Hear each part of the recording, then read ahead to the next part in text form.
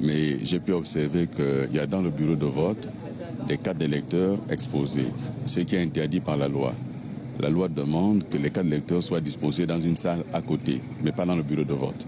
Or, c'est manifestement le cas dans tous les bureaux de vote, ce qui est un facteur potentiel de fraude, puisque lorsqu'on a terminé, les cartes non récupérées servent souvent à remplir les bureaux de vote, plutôt les urnes. Et donc ça, c'est un facteur important qu'on relève. Pour le reste, ça a été assez fluide, le bureau est complet et les bulletins font l'objet de signatures, mais ils ne sont pas tous signés. J'imagine qu'ils le signent au fur et à mesure. Ce qui aussi peut poser un problème si d'aventure un bulletin n'est pas signé, c'est un facteur d'annulation du vote. Et donc voilà ce que je peux observer, mais ça va, c'était assez serein. Mais est-ce que vous n'avez pas... Les représentants n'ont pas cette prérogative. Les représentants sont là pour observer le déroulement.